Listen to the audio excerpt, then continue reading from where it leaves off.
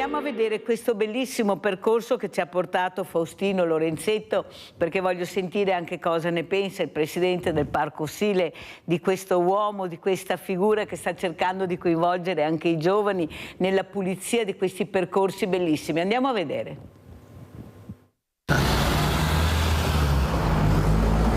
Siamo qua oggi per presentare un nuovo percorso lungo il Parco del Sile, a Santa Cristina di Quito, provincia di Treviso.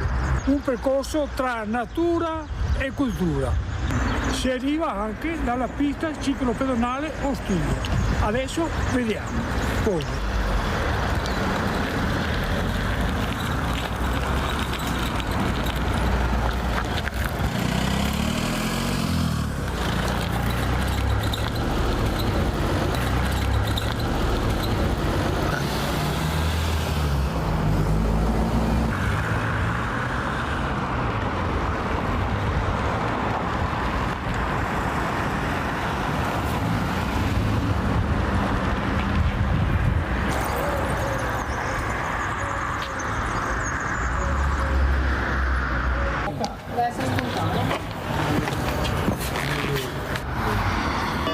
Il pittore Lorenzo Lotto nasce a Venezia nel 1480, esordisce a Treviso nei primi anni del Cinquecento e in seguito lavora nelle Marche, a Bergamo, a Venezia, ancora a Treviso e ancora nelle Marche.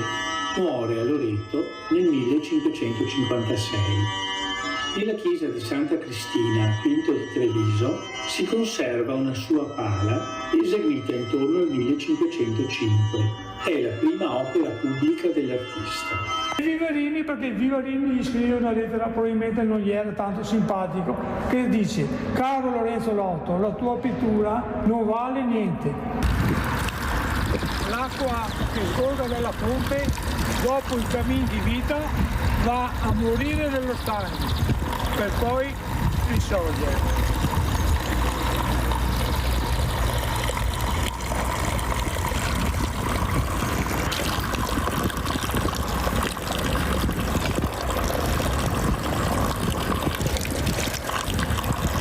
Prete, preado per Mombare.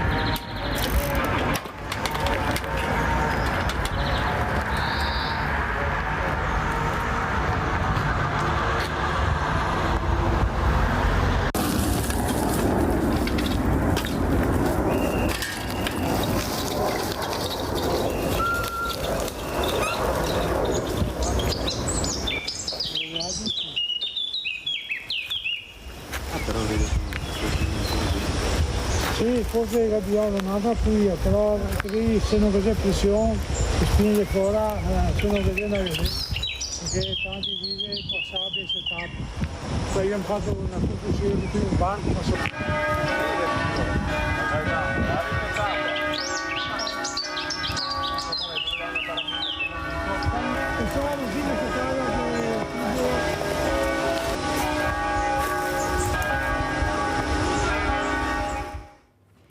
Perché ho fatto vedere questo video al Presidente e anche agli altri ospiti e a voi a casa, dove abbiamo molte volte ospite questa meraviglia di uomo che è Faustino Lorenzetto, che sta cercando di coinvolgere i giovani. Ecco, perché forse non abbiamo capito che dobbiamo andare a parare proprio su quei giovani che si comportano male. Poi vedremo anche questo ragazzino che è stato pestato da una banda di altri ragazzi. Forse riusciremmo proprio coinvolgendoli, facendoli diventare protagonisti proprio grazie alla cultura dello sport, dell'ambiente, al green, con la bellezza, con l'arte, perché se non ci proviamo non andremo da nessuna parte. Io sono convinto che quello che sta facendo Faustino Lorenzetto con questi ragazzini, ecco, io sono convinta che questi ragazzini non pesteranno mai a sangue un loro coetaneo, anzi si avvicineranno di più nell'ambiente che li circonda, perché sono i protagonisti, loro devono essere protagonisti, devono essere coinvolti. Cosa ne pensi, Marco Mestrinari? Poi sentiremo anche il Presidente. Guarda, io ti porto una piccola testimonianza proprio fresca di ieri sera. Io sono stato ieri come delegato del Comitato Italiano Paralimpico a una conferenza stampa di una neo società calcistica che è nata proprio lì alle pendici del Monte Grappa. E uno dei dirigenti sportivi ha detto una frase che mi ha colpito molto, che la cultura sportiva deve insegnare soprattutto una cosa, una parola sola, ha usato la gentilezza. La gentilezza che probabilmente viene spesso dimenticata. La gentilezza si declina in molti modi, nel salutare chi hai a fianco, ma anche nell'utilizzare le strutture che tu hai a disposizione in modo curato e pensando a chi verrà dopo di te. La gentilezza nei rapporti, quindi anche rispetto, non so, con l'allenatore, piuttosto che i compagni di squadra. E tutto questo poi si declina ovviamente anche nella vita quotidiana, quindi se noi guardiamo, come dici tu, a quello che può dare in questo caso lo sport, è sì la felicità di competere in una gara piuttosto che vincere una medaglia, ma deve anche essere un mezzo per insegnare a chi inizia ad avvicinarsi all'attività sportiva delle regole che poi diventano regole di uso quotidiano. Io, tra le altre cose, sono anche un allenatore, alleno le ragazze di 13-14 anni e ti posso assicurare che non sempre è facile come figura di riferimento all'interno di un gruppo mantenere un certo tipo di comportamento e bisogna insegnare che quando si entra in un determinato ambiente o comunque si entra in contatto con delle altre persone esistono dei sistemi, delle regole che bisogna rispettare. E lo sport in questo aiuta molto, perché se tu vuoi raggiungere un obiettivo sai bene che hai una strada da percorrere, se ti piace la percorri, se non ti piace ti metti tu stesso fuori da quella strada lì. Sentiamo anche il Presidente Pizzolon. Non ho esperienza relativamente ai giovani, però il concetto di avvicinare i giovani a un'attività di volontariato in questo contesto li porta a formarsi in un certo indirizzo e non a fare i bulletti in piazza. Però ti porto un'esperienza che abbiamo fatto noi al parco qualche anno fa, con una convenzione con le carceri di Treviso. Ospitavamo alcuni ospiti delle carceri nell'ultimo periodo di reclusione e venivano a fare lavori utili. Li abbiamo formati, assicurati e quant'altro. Uno di questi, un sudamericano, una volta scontata la pena, comunque è tornato da noi a fare delle attività di volontariato, e non solo, accompagnato anche dalla sua compagna, sempre una ragazza del Sud America, che per un certo periodo continuava a fare attività di pulizia alcuni sentieri alle sorgenti, totalmente gratuita, totalmente volontaria. Ai miei occhi non sembrava un galeotto, sembrava una persona affidabilissima. Che ha sbagliato, ma che probabilmente io non sta vedo cercando tutto, di reintegrarsi. Però mi ha colpito e adesso coglievo l'occasione per riportare questa esperienza. Ecco. Allora guardiamo proprio quello che è successo nel Parco del Sile, ecco, dove si faceva la festa della Sardea famosa, dove veramente arrivavano tantissime persone, che la riproporremo. Rimane sempre il nome Sardea per far capire dove siamo, dal 10 al 13, e guardate in una giornata di pioggia cosa è successo. Quella domenica sfortunatamente pioveva, hanno preparato i gazebo come se ci fosse un sole splendente, l'importanza anche di sentirsi uniti, ecco, per la prima volta scambiarsi anche le riflessioni, cos'è il volontariato, come fare per riuscire ad arrivare a quelle persone che magari non riusciamo ad arrivare per la burocrazia, ecco, queste associazioni veramente che dicevano ma guarda, ma io non sapevo che c'eri anche tu, quello che facevi, si sono scambiati veramente, ecco, le opinioni, le riflessioni, andavano a trovarsi nei gazebi, perché era questo, non era rivolto ai cittadini invece verrà riproposto dal 10 al 13 luglio, dove grazie anche al Presidente Pizzolon parteciperà anche lui come Presidente del Parco Sile con un gazebo proprio per promuovere, anche dedicato al Parco del Sile. Cosa ne pensa? Guardi che belli che siamo. Ma queste sono situazioni, è banale dire, da stimolare, perché è fondamentale migliorare la rete. Già tra situazioni si parlano, però come dicevi non c'è un contatto continuativo, quindi sono situazioni in cui si va a cementare un rapporto, perché un'attività che viene realizzata da soli ha un peso, ha un effetto, realizzata in coordinamento con altre associazioni ha un effetto totalmente decuplicato, per cui ho accettato ben volentieri il tuo invito di partecipare in questa occasione e ci vedremo in quei giorni. Grazie Presidente. Mestriner, allora come ormai il tempo è terminato, vediamo se riusciamo anche a ricollegarci con Alessandro Gava, col dottor Gava.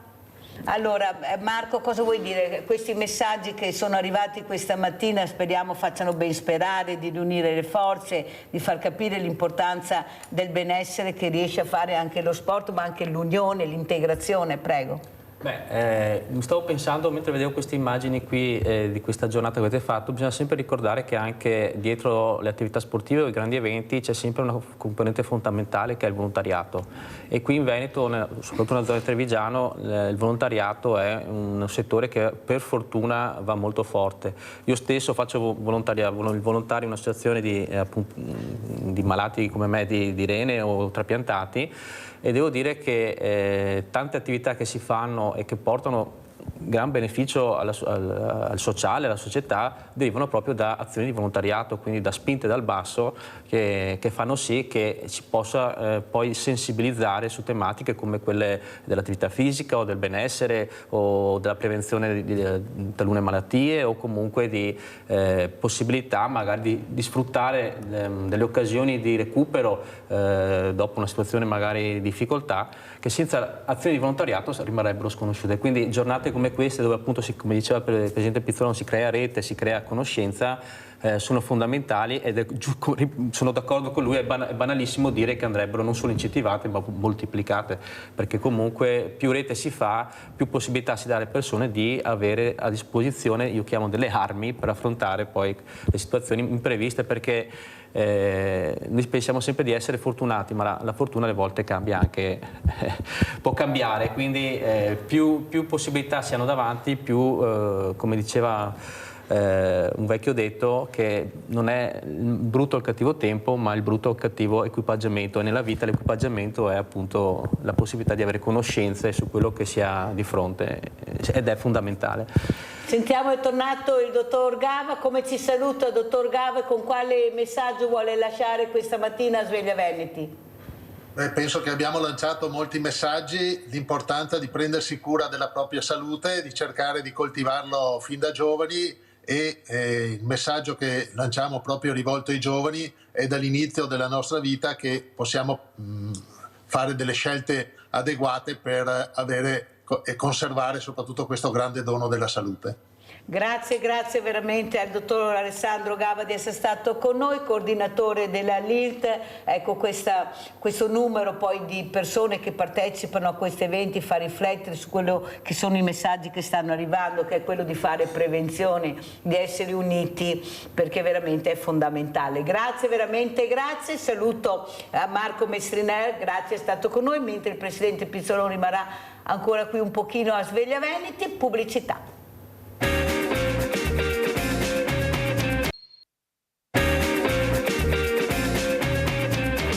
Ci ha raggiunto nella seconda parte Paola Brutocao, che fa parte del direttivo FIAB, questa associazione che adesso spiegherà perché è importantissima, perché vuol dire girare in bicicletta, girare in sicurezza, che veramente ringrazio di essere qui perché è molto importante. Saluto anche il professor Alessandro Minello, economista. Buongiorno professore, eccolo qua. So che lei ci deve lasciare alle 10:30, perciò le lascerò subito la parola per capire come siamo messi, perché non riusciamo più a capire niente come al solito, professore. Stiamo tutti bene, non ci sono problemi, ecco, è una meraviglia, tutto funziona.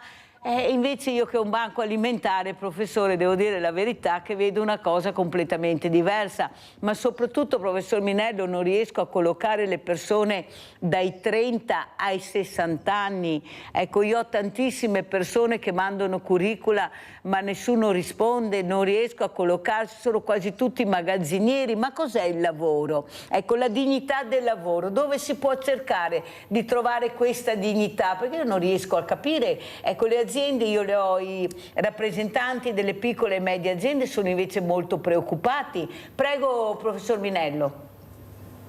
Sì, intanto grazie dell'invito e buongiorno a tutti. Il periodo che stiamo vivendo non è semplice, non è facile, ed è un periodo potremmo dire, di grandi contraddizioni, perché a livello sociale abbiamo due fasce, oramai due fasce di reddito che distinguono le famiglie.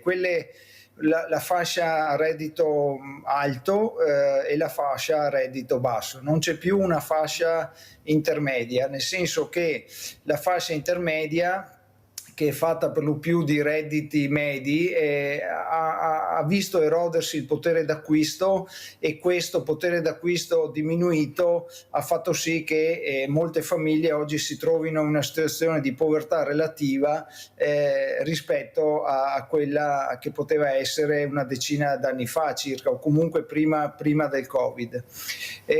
Quindi c'è una polarizzazione tra chi sta molto bene e chi invece fa fatica a arrivare a fine mese.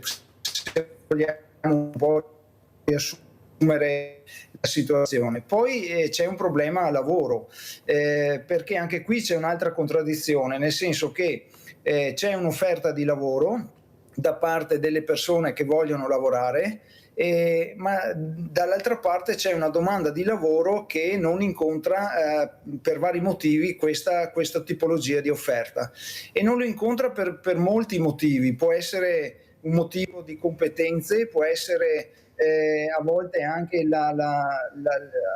una distanza geografica tra la domanda di lavoro e l'offerta di lavoro.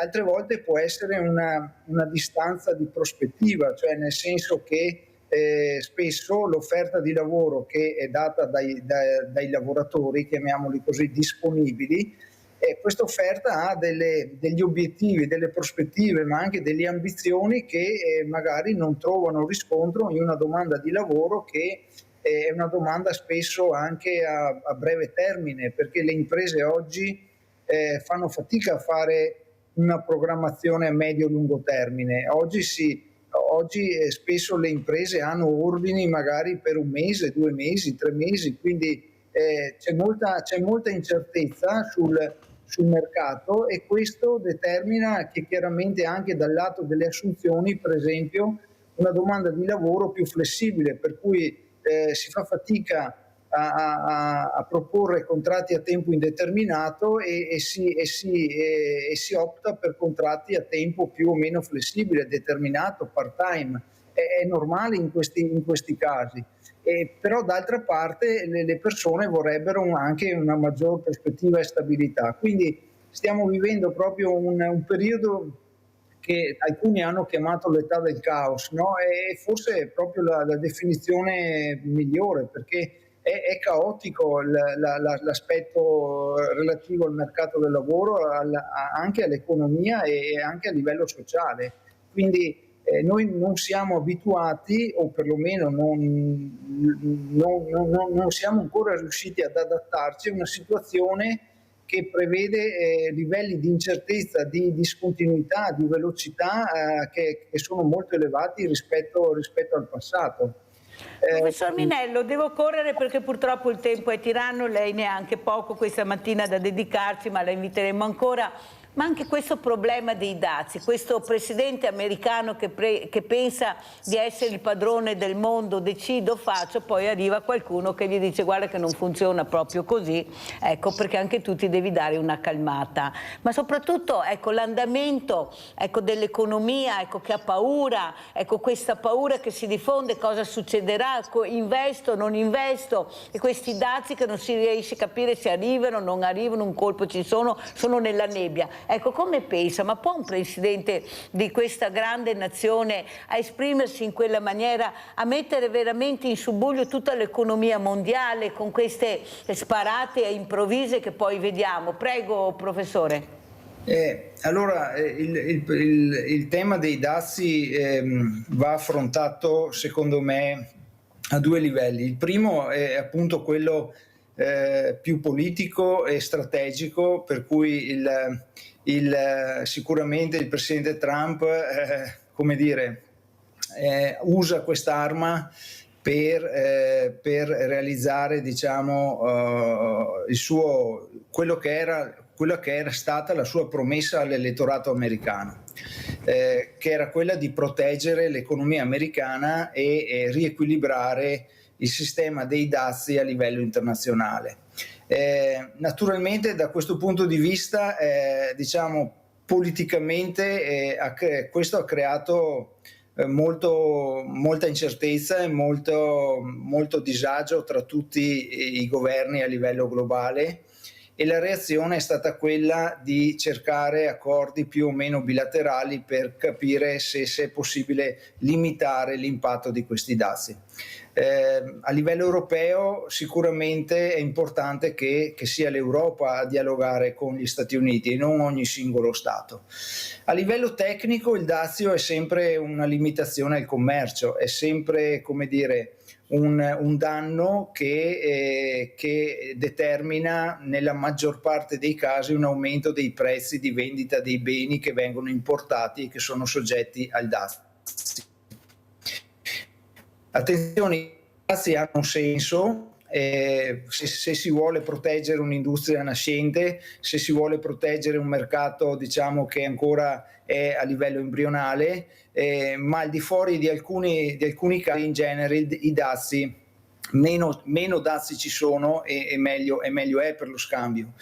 Per la nostra economia e in particolare per la nostra provincia, i dazi che Trump ha annunciato, che peraltro adesso dovremo vedere se e in quale misura saranno applicati, perché come vedete anche l'altro ieri c'era stato un ricorso di un tribunale di New York, poi bloccato dalla Corte d'Appello, cioè adesso c'è una battaglia giudiziaria in corso, quindi vedremo il risultato di questa cosa.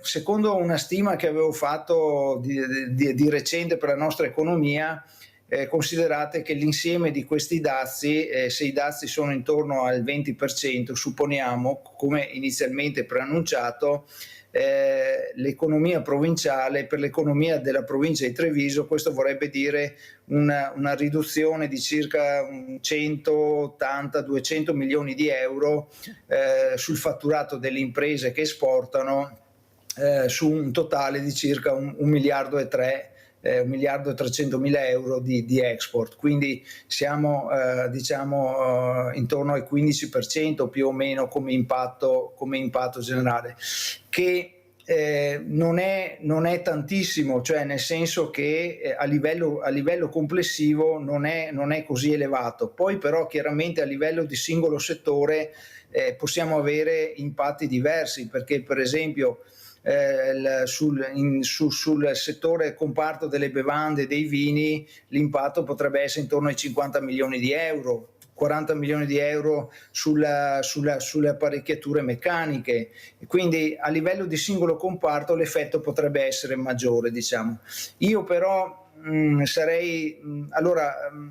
i numeri in questo momento non giustificherebbero grandi allarmismi, nel senso, mi spiego, non che non ci sia un danno, perché i danni ci sono e ci saranno, ma non vedo al momento situazioni catastrofiche, come ho letto spesso anche da parte di più o meno esperti del settore di economia internazionale, eccetera.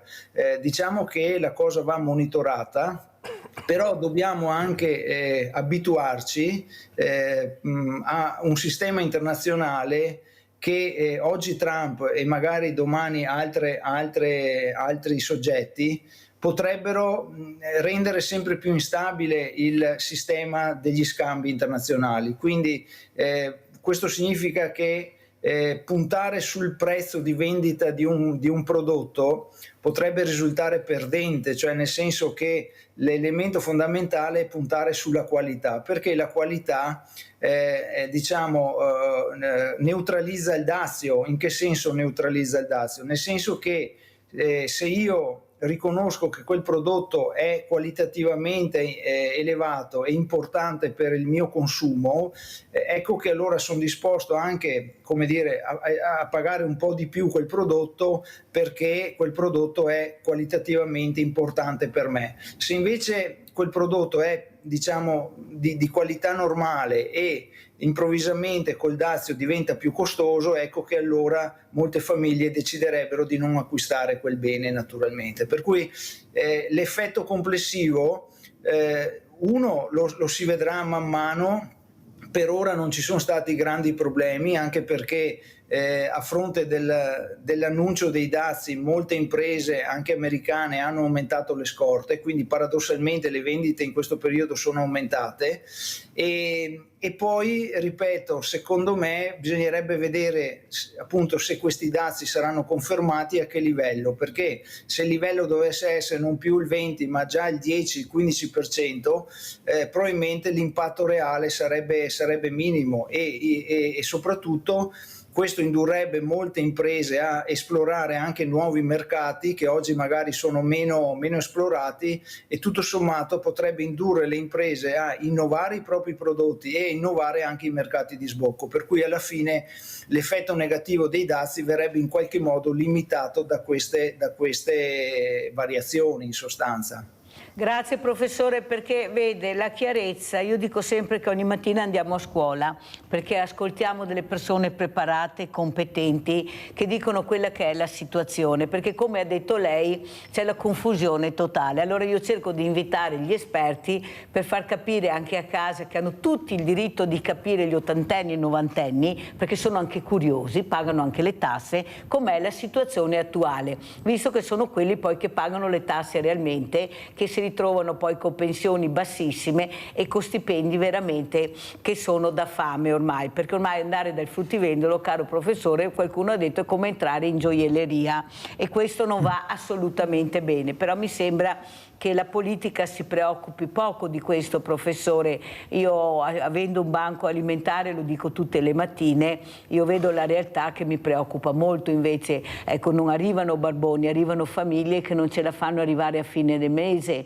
Ecco, è veramente una cosa preoccupante, tanto è vero che i poveri sono aumentati. Ma allora come si può fare? Come si può? Perché non è che lo stipendio venga aumentato dalla sera alla mattina o la pensione, ma soprattutto far pagare le tasse a chi non le paga, professore. Ma è così difficile far pagare le tasse a chi non le paga? Eppure abbiamo le denunce dei redditi, sappiamo chi sono, però la politica sia di sinistra che di destra non ha mai avuto il coraggio di toccare quelli che dovrebbero pagarle assieme a quelli che le pagano, perché se le ritrovano poi nelle buste paga e nelle pensioni. Si può fare questo cambiamento culturale? Perché noi possiamo fare due finanziarie se tutte pagassero le tasse senza tanti problemi. Professore, la politica perché non interviene dove dovrebbe intervenire? Ma allora, quello dell'evasione è un problema che noi abbiamo, noi come paese abbiamo vorrei dire da sempre, rispetto diciamo anche ad altri paesi, dove pure l'evasione c'è, però è stimata in percentuale minore rispetto all'Italia.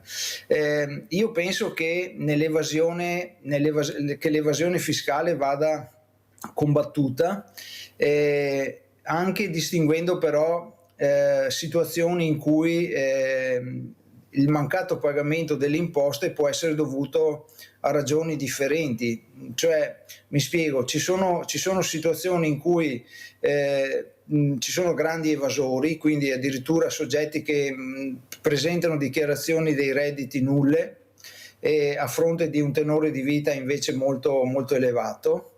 E ci sono situazioni all'opposto di anche imprese che a causa della scarsa liquidità e della scarsa vorrei dire a volte anche ai mancati incassi che queste imprese subiscono, si trovano a dover decidere se a volte pagare le imposte o pagare gli stipendi. Se noi parliamo con alcuni imprenditori, dicono io a fine mese ho dovuto scegliere se pagare i contributi o pagare gli stipendi, perché non avevano soldi per tutto. Questo per dire cosa? Che l'evasione non è mai un elemento da giustificare in sé, però è un elemento che va affrontato analizzando, secondo me, le situazioni, per cui di fronte ai grandi evasori e comunque a chi sceglie di evadere pur avendo la possibilità di pagare le imposte, allora lì bisogna essere più severi, mentre bisognerebbe cercare di aiutare maggiormente chi le imposte le vorrebbe pagare ma magari in alcuni momenti non ce la fa, quindi non so, aumentare la possibilità di poter dilazionare le imposte, per esempio, quindi cercare di, come dire, dare un respiro a quelli che le imposte le vogliono pagare ma materialmente non riescono a farlo. Questo vale anche per famiglie normali. È chiaro che questo riguarda prevalentemente il reddito indipendente, quindi la componente di impresa o professionisti o partite IVA, eccetera. Sicuramente un abbassamento della pressione fiscale potrebbe essere un aiuto, perché chiaramente oggi chi paga le imposte per intero oggi è antieconomico avere una partita IVA, per esempio, perché mettendo assieme lo scaglione IRPEF, i contributi, gli acconti, eccetera eccetera, alla fine uno è più come dire, il costo che deve versare di quello che sostanzialmente è il reddito incassato, quasi, cioè resta poco in sostanza. Allora bisogna, secondo me, agire su due livelli: uno, cercare di capire chi e come e perché c'è questa evasione, perché poi c'è un altro elemento, anche l'elusione delle imposte, che forse è ancora peggiore, cioè le persone cercano di eluderle anche quando potrebbero pagarle, anche questo è un altro tema. Mentre dall'altra parte sarebbe importante aiutare chi è in difficoltà nel pagamento di queste imposte ma in realtà le vorrebbe pagare, anzi queste persone vivono con grande sofferenza il fatto magari di non aver potuto pagare l'IVA per intero, e perché hanno dovuto scegliere appunto se pagare gli stipendi o versare l'IVA. Quindi io penso che ci sia un lavoro anche culturale da svolgere, che non possa essere onestamente risolto in 2 mesi, perché non è possibile, ma sia un percorso di, come dire, un nuovo patto sociale, se vogliamo, tra lo Stato e il lavoro, per trovare una struttura delle imposte e dei versamenti che sia sostenibile anche soprattutto per chi ha difficoltà, in sostanza. Ecco, questo è secondo me una strada, ma bisogna lavorare seriamente, senza colpevolizzare, senza punire, ma essere più severi solo nei confronti di quelli che volontariamente non versano le imposte. Grazie. Allora, prima di lasciare il professor Minello, visto che abbiamo assistito a una lezione di economia, vorrei sapere i miei ospiti qui presenti che domanda vorrebbero fare, ecco, cosa vorrebbero chiedere. Partiamo proprio da Paola Bruttocao. Cosa vorrebbe chiedere dopo aver sentito il professor Minello? Poi parleremo naturalmente di quello che si occupa Paola Bruttocao, ma essendo una donna, essendo una persona che va a fare le spesa, che ha uno stipendio, una pensione, ecco, cosa vuole dire dopo aver sentito quello che ha detto il professor Minello? Beh, ringraziandolo appunto per la chiarezza e per i contenuti, io pensavo, ogni qualvolta invito un professionista a casa perché ho necessità di un lavoro, qualche volta viene data la possibilità, è scorretto dire questo chiaramente, però la realtà dei fatti è questa, no? Ci sono i 2 conti con IVA o senza IVA. Solo quando io potrò scaricare l'IVA, per esempio, sarò molto più contenta di pagare il lordo. Per cui anche noi cittadini ci troviamo molto in difficoltà in queste scelte, perché chiaramente gli stipendi o le pensioni che ci comportano una vita un po' attenta, là dove c'è da fare la scelta dei 50, 100, 200, 30 euro in più, ovviamente si fa una valutazione, perché se in un anno ci troviamo spesso a pagare professionisti perché abbiamo necessità di assistenze di più generi, diventa una spesa molto supplementare. Per cui qui in Italia ancora non c'è una politica a favore del cittadino che possa scaricare. e scaricando chiaramente. Ora, sarebbe interessante vedere con il super bonus e i bonus se c'è stata più legalità, perché una politica a favore della far emergere il nero è stata anche quella dei super bonus, no? E quanto hanno contribuito alla totale fatturazione, perché lì siamo stati avvantaggiati come cittadini quando abbiamo potuto partecipare a questo, ecco, per cui credo che il nero e questa lotta all'evasione fiscale la si possa fare se il cittadino è messo in condizioni di richiedere la fattura, ma che abbia un vantaggio, comunque non uno svantaggio così importante. Sentiamo anche la domanda di Pizzolon, poi se vorrà il professor Minello risponderà, poi ci lascerà perché appunto ha un impegno. A parte essere d'accordo con l'intervento della Paola, di Paola, certo. Il punto che voglio sottolineare è i grandissimi gruppi Stellantis oppure Amazon che fanno attività in Italia ma pagano le tasse fuori Italia. Quanto pesa questo fenomeno? Prego, professor Minello. Allora, la prima domanda, che è un'osservazione, mi trova assolutamente d'accordo e quindi diciamo il fatto che la famiglia possa in qualche modo portare in detrazione la spesa dell'idraulico piuttosto che di altro professionista è importante e questo sicuramente come dire, può essere un aiuto. Va detto anche che su super bonus io ho, come dire, un'opinione un po' scettica, cioè nel senso che da un lato è una misura importante per la riqualificazione degli edifici, non c'è dubbio da questo, dall'altro però è stato un onere, ha generato un onere finanziario importante, anche perché onestamente, anche per esperienza personale, molti preventivi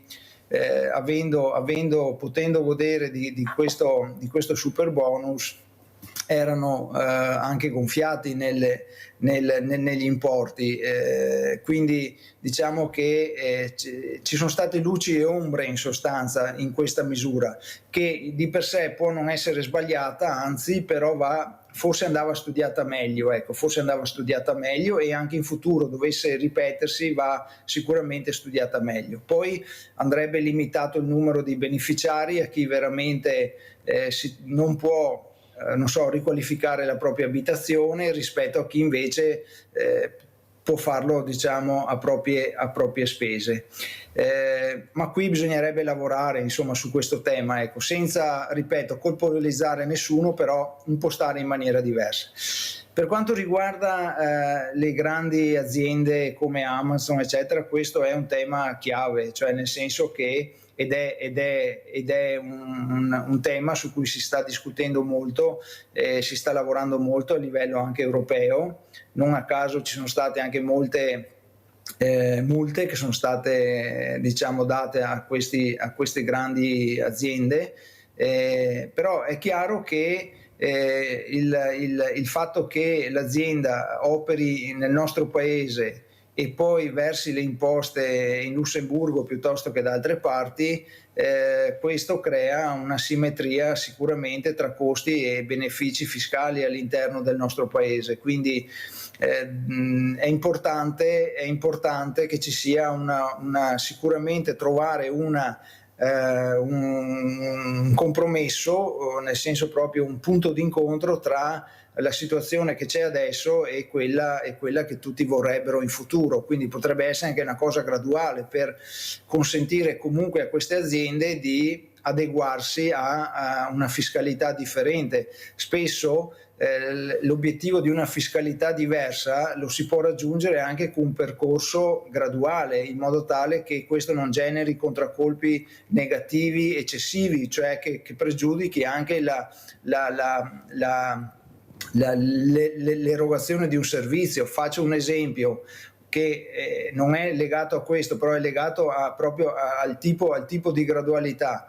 Ci sono, non so, vettori aerei che in alcuni aeroporti cambiano improvvisamente lo scalo aeroportuale perché gli aumentano le tasse di concessione, eccetera, eccetera. Anche qui questo genera un danno per il pubblico, per i cittadini che devono muoversi con l'aereo e soprattutto raggiungere certe mete dove magari è solo quel vettore o principalmente quel vettore che le rifornisce.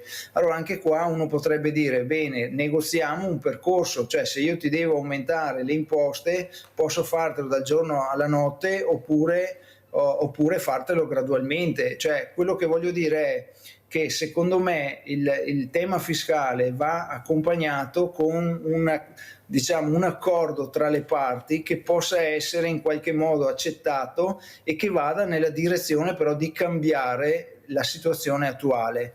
E questo è una cosa che non sempre, o forse a volte non si può, ma a volte non lo si vuole fare. Perché? Perché i tempi della politica spesso sono molto ridotti e quindi spesso bisogna raggiungere l'obiettivo nell'arco non di 5 anni ma addirittura di 1 anno, 2, perché poi magari cambia il governo. E invece certe politiche avrebbero bisogno di tempi più lunghi.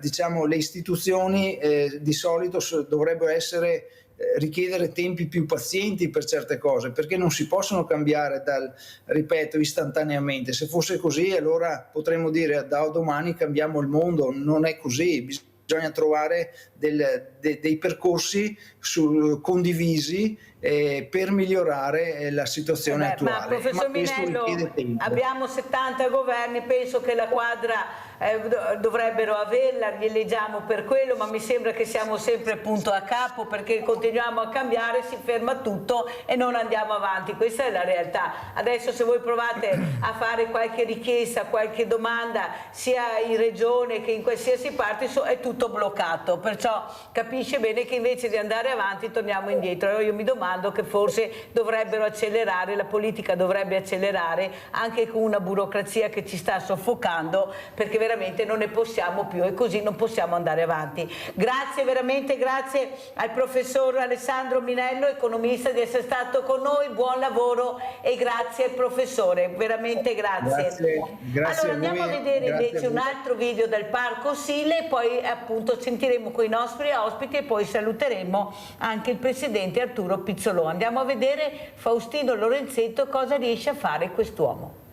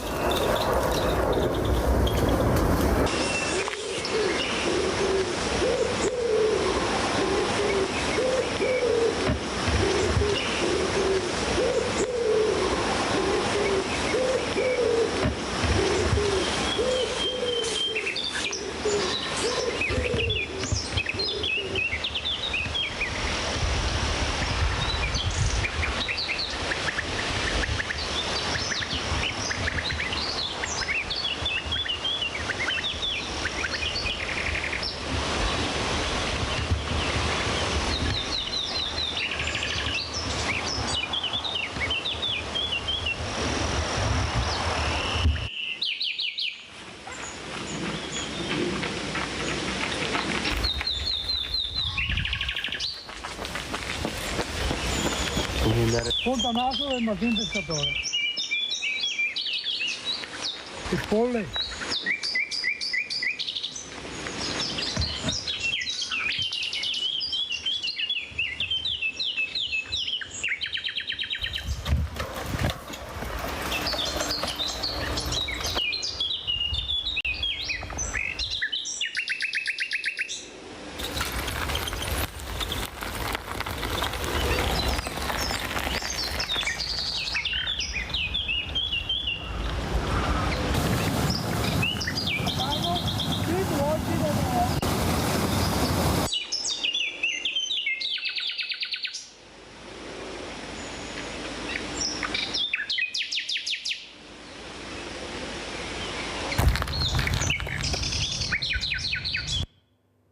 Allora, Paola Bruttocao, come commentiamo queste immagini che abbiamo visto con questi ragazzi con le biciclette? Adesso spiegheremo per chi non la conosce chi è Paola Bruttocao e cosa vuoi dire al presidente del Parco Sile. Prego Paola. Allora, fresco l'ultimo direttivo, una componente del direttivo ha detto c'è una socia che chiede perché non rifacciamo la Greenway, che è da un po' che non la facciamo, quindi sto organizzando un 3 giorni in cui partiremo da Treviso in bicicletta, si raggiungerà a Cavallino, ci si fermerà a dormire in campeggio, si andrà poi a fare una giornata a Sant'Erasmo, si ritorna a dormire in campeggio, il giorno successivo che sarà lunedì valuteremo dove andare, ci si fa portare poi con il traghetto a Venezia e si torna a casa in treno. Ecco, è una via che noi facciamo spesso, questa situazione di verde e questi suoni che abbiamo sentito, i profumi che si sentono. Io sono reduce, sono arrivata ieri sera da 4 giorni di Parenzana, che anche quella è una ciclabile in mezzo al verde, cioè si torna a casa risanati e rinvigoriti nello spirito, oltre che nel fisico, perché l'aria poi quando si ritorna in città la si sente la differenza. Perché è nata FIAB, Paola? FIAB nasce come associazione ambientale, Federazione Italiana Ambiente e Bicicletta, era Amici della bicicletta prima. Nasce allo scopo di promuovere lo spostamento lento e l'accedere in luoghi solitamente non accessibili. Noi in questi 4 giorni che abbiamo fatto la Parenzana abbiamo fatto delle single track, cioè dei sentieri singoli dove si passa solo con le biciclette, chilometri lungo gli olivi, chilometri dentro a foreste di faggi, di querce, di castagni, e quindi abbiamo visto il paesaggio che in macchina e delle volte anche a piedi non si fa. Mandiamo anche le immagini intanto che Paola Bruttocao parla, perché sono delle belle foto che ci hanno mandato. Cosa vuoi chiedere al Presidente? Tu che giri molto con questa associazione importantissima, cosa vedi, cosa senti, cosa si potrebbe fare per migliorare, per arrivare di più alle persone e far capire l'importanza del territorio con l'ambiente? Allora, frequentarlo in primo luogo, facilitare la frequentazione. Solo se si va e si passano mezze giornate dentro, si torna a casa e si dice, io credo che la pandemia ci abbia aiutato molto in questo, perché si è stati costretti a stare in un luogo circoscritto, andare fuori al verde, avevamo tutti voglia. Ecco, quella è la partenza di un'uscita, un mercoledì credo, noi si fa il mercoledì e la domenica solitamente si esce, e quindi favorire la partecipazione. Poi è difficile non trascorrere giornate così. Per cui gli ambienti che siano mantenuti nella gestione del verde, chiaramente, perché noi soprattutto in questa stagione abbiamo bisogno di trovare l'erba tagliata, per cui la manutenzione e la segnaletica è molto importante, perché poter conoscere quindi la cartellonistica di tipo didattico, diciamo, fosse anche interattiva, fosse anche col QR code in cui uno può entrare e leggere aspetti storici, aspetti ambientali e chi abita, gli animali che abitano, e conoscerli un po' meglio rispetto alle tradizionali cartelli che solitamente li passiamo, quindi magari linguaggi un po' più fluidi, anche per facilitare un po', divertire di più i piccoli, no? Che possano magari in modo un po' più interattivo conoscere, e favorire le politiche chiaramente di sicurezza e di utilizzo. I ristori, ecco, è importante trovare i luoghi in cui ci si ferma, c'è la necessità per le persone un po' più adulte, o c'è il bisogno di divertimento, o ci sono necessità per le famiglie che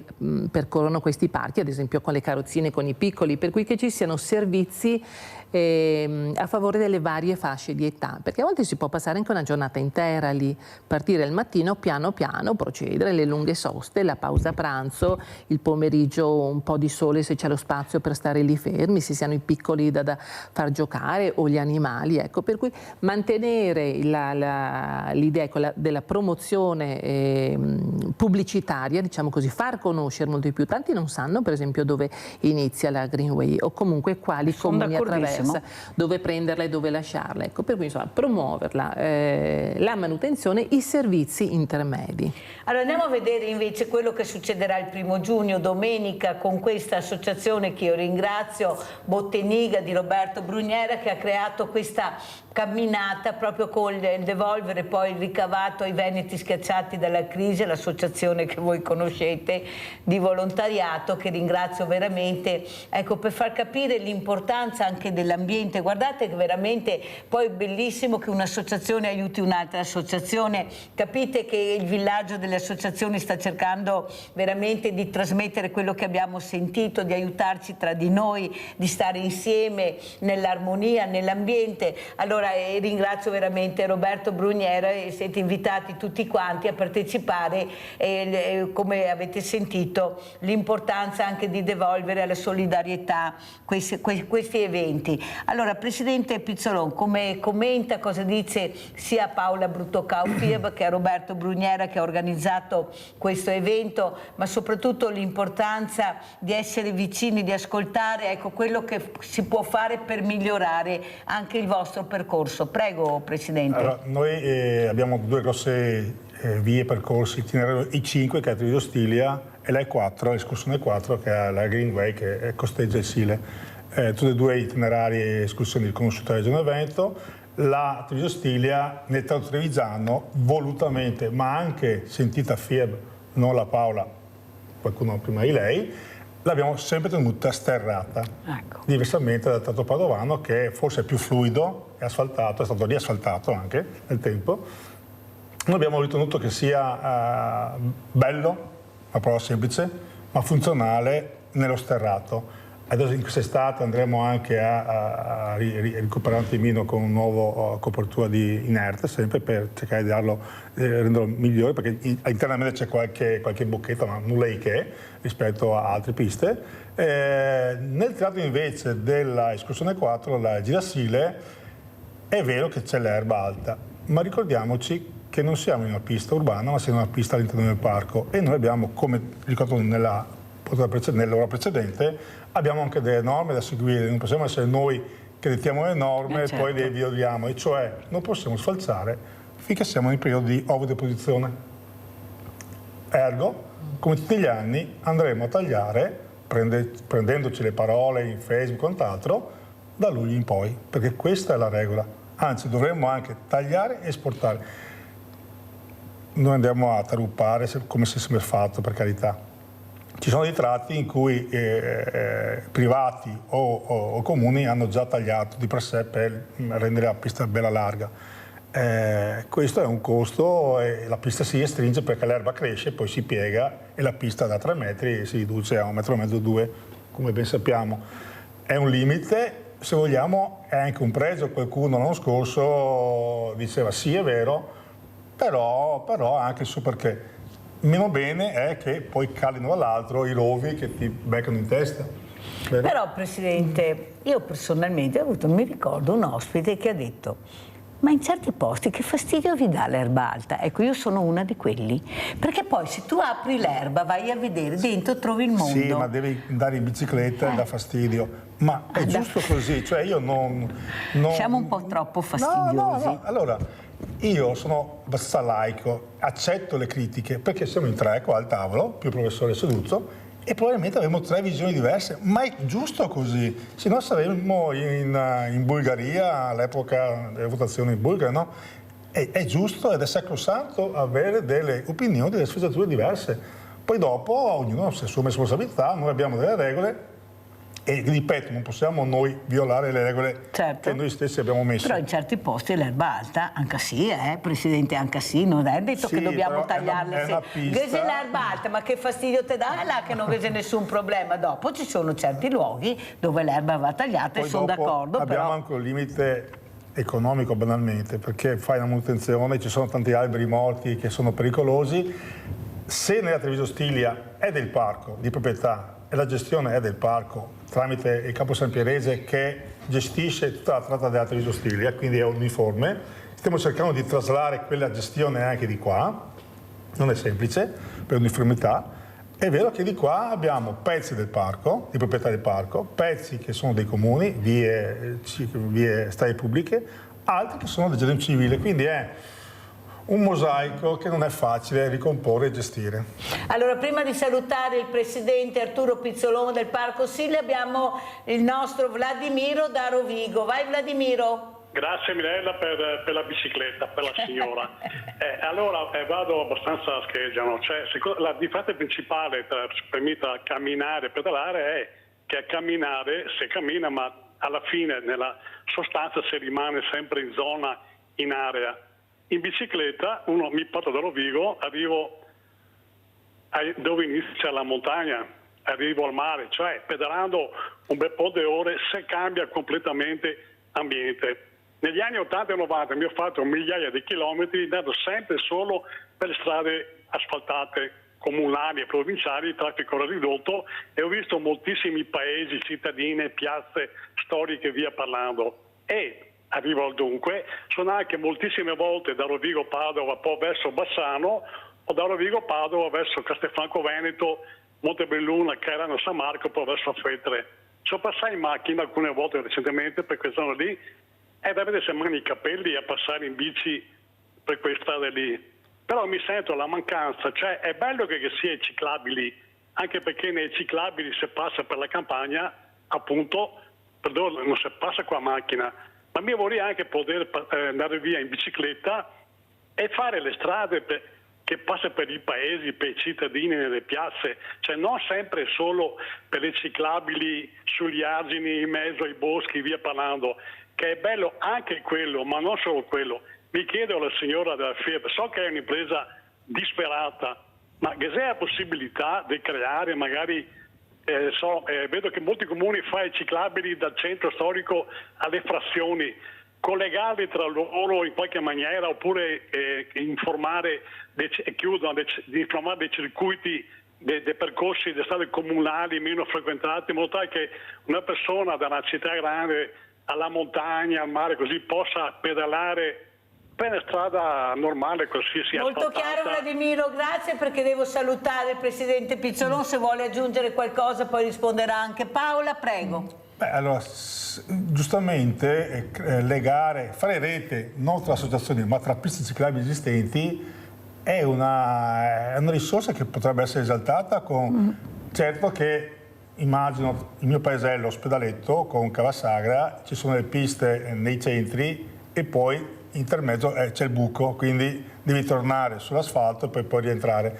Quindi c'è da sviluppare ancora la rete perché queste piste possano poi intrecciarsi e creare dei percorsi, però se poi li porti nella strada asfaltata aumenti il rischio perché abbiamo le macchine, i camion, certo. E abbiamo avuto dei episodi ogni giorno spiacevoli, ecco. Però l'idea è giusta, immagino che poi Paola potrà meglio definire. Come ci saluta, sì, Presidente? Con quale messaggio? Allora, intanto che ci vedremo tra il 10 e il 13 di luglio nel Parco Sile, nella zona di Silea, dove di solito si faceva la festa della Sardea. Sì. E invito chi ci ascolta e chi ci vede a venire con noi in quei giorni. Grazie, veramente grazie al Presidente Arturo Pizzolon. Abbiamo visto ancora la locandina di domenica, perché veramente sono queste associazioni che si stanno impegnando per il bene altrui. Pensate che bella questa cosa che stiamo facendo, questo villaggio che ce lo stanno copiando un po' tutti, basta l'idea, ma non importa, l'importante è andare avanti e crescere.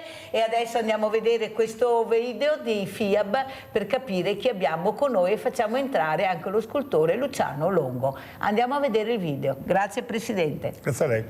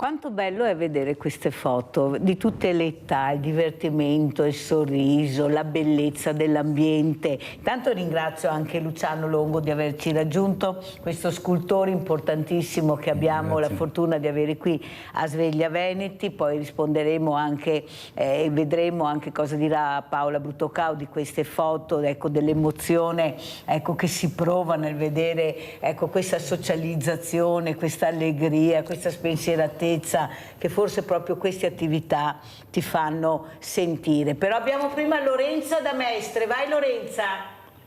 Ciao Mirella, ciao. Volevo dirti una cosa a te e agli ospiti, iniziative che vengono fatte attualmente nei paesini circostanti del Veneziano, perché purtroppo come pista ciclabile è un disastro all'interno della città, anzi noi pedoni dobbiamo anche fare attenzione dove dobbiamo camminare perché non c'è spazio, cioè il Comune di Venezia non ha fatto un piano adeguato anche per chi usano le biciclette. Non ci sono solo i monopattini a stile selvaggio che vanno anche in 2, anche in 3, senza casco, senza niente. Io mi chiedo, mi domando, queste iniziative che ho visto fino adesso sono nei, come posso dire, nei paesini dove c'è spazio per potere, dove c'è il verde, diciamo, il contatto con la natura. Io mi chiedo, mi domando, ma qua le amministrazioni veneziane hanno pensato all'interno, perché ci sono gli spazi per fare le piste ciclabili, ma non c'è stato interesse da parte, diciamo, degli amministratori che purtroppo ci dovrebbero governare in modo adeguato. Grazie Mirella. Grazie a te Lorenza. Allora intanto salutiamo Luciano Longo, cosa vuoi dire? Ecco, la scultura, l'ambiente è una scultura enorme a cielo aperto. Prego. Sì, io ho anche fatto un monumento qui, una scultura monumentale mia a Quinto dedicata al fiume. Ecco, avete Un'altra sentito? l'ho fatta a Castelfranco, là il fiume è l'Avenale, non è più il Sile, però l'ho fatta con l'aiuto degli anziani nell'RSA. L'ho fatto nell'RSA Domenico Sartor, mi piaceva coinvolgere anche questi anziani in carrozzeria.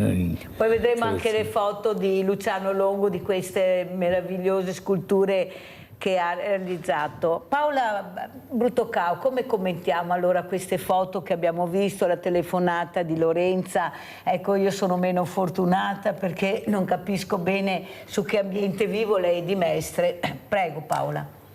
Sì, vorrei rispondere a entrambi, insomma, anche a Vladimiro. Si ha emozione a rivedere queste foto perché noi ci siamo e sappiamo che giornate trascorriamo quando facciamo queste uscite. Ci tengo a sottolineare che alcune FIAB italiane per esempio non organizzano uscite, perché FIAB nasce per la promozione della bicicletta e soprattutto la sicurezza. Un lavoro molto molto grosso che è stato fatto a livello nazionale, regionale, provinciale e locale è proprio quello di lavorare con gli amministratori per sensibilizzarli. Ci tengo a sottolineare per esempio Mestre, noi quando facciamo i nostri convegni invitiamo chi di competenza, l'assessore alla mobilità o alla viabilità, perché Mestre rappresenta un esempio straordinario a livello nazionale di ciò che hanno fatto negli ultimi anni. Non dentro al verde, ma se si scende dal treno a Mestre e si sceglie di andare o dritti o a destra o a sinistra, troviamo delle ciclabili molto ben segnalate e che ci portano perfettamente. L'M9, io ci sono andata in treno e bicicletta, poi si è tornata in bicicletta, ma si raggiunge molto molto bene. E anche a Vladimiro vorrei rispondere dicendo questo: noi facciamo negli ultimi anni, grazie alla nostra Presidente Susanna Maggioni, va detto che ha fatto un grossissimo lavoro in questi ultimi anni, come anche i presidenti precedenti, perché poi nelle associazioni ciò che fa la differenza è la capacità e la filosofia di chi dirige, no? Verso l'apertura, verso la costruzione della rete. Noi abbiamo tanto e stiamo tanto lavorando sulla rete, quindi saremo ben lieti di essere anche noi presenti col villaggio delle associazioni a questa iniziativa.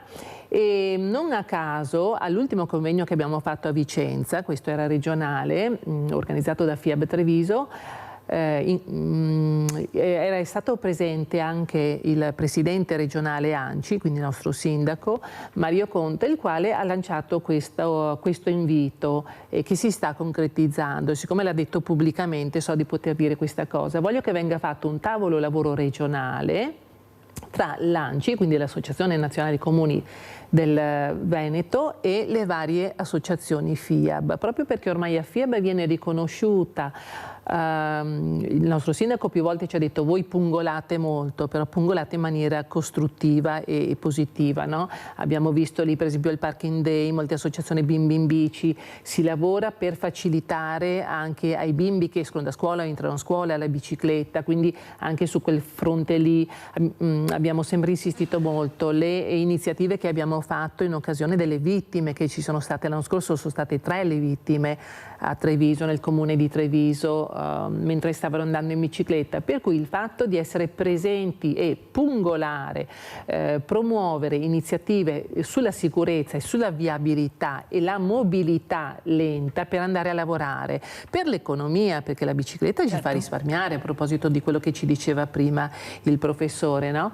E quindi ecco, si sta concretizzando, i primi passi si stanno concretizzando per avviare questo tavolo regionale. Questa ci sembra una buona notizia, perché vuol dire che c'è una volontà, ma c'è sempre stata in realtà, di ascoltare i fruitori. Quindi chi va in bicicletta ed è organizzato in associazione, l'essere associazione significa, noi siamo 340, quindi poter portare la voce di molti, no?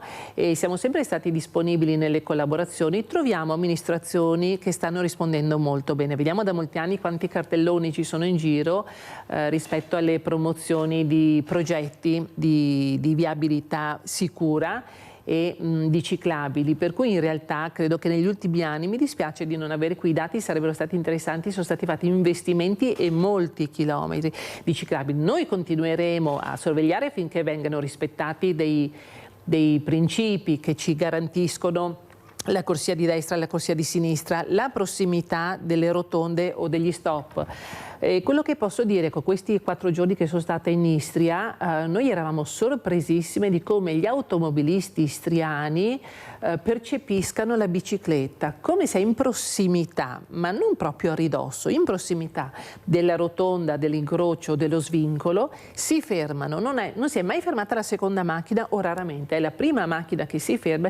Anche quando noi eravamo in prossimità, ma ci stavamo consultando con le cartine per scegliere dove andare, l'automobilista si fermava, per cui alla base di tutto alla fine c'è l'automobilista che deve essere sensibile e capace di vedere. Noi siamo poco visibili e dico anche questo, non a caso spesso si sta accoppiati, è anche un'indicazione proprio che ci dà FIAB nazionale per renderci più visibili. Adesso voi sapete che con il nuovo decreto c'è l'obbligo di utilizzare, lasciare uno spazio di 1,5 metri nell'attraversamento.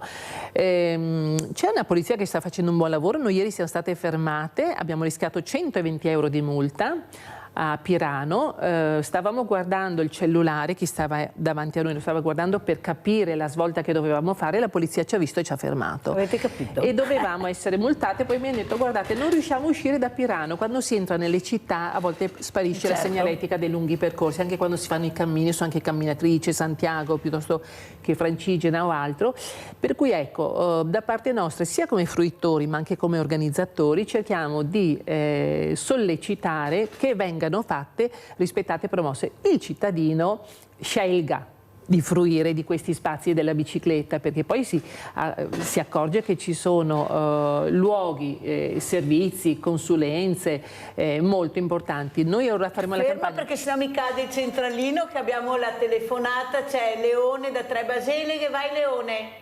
Ciao Milena, grazie. Ciao. Saluto i tuoi occhi. Allora, qui si sta parlando anche di ambiente, sembra. Allora vorrei dire che l'ultimo funerale che abbiamo visto qui di questa ragazza che era morta nel primo giorno di lavoro, abbiamo visto centinaia di palloncini mandati per aria.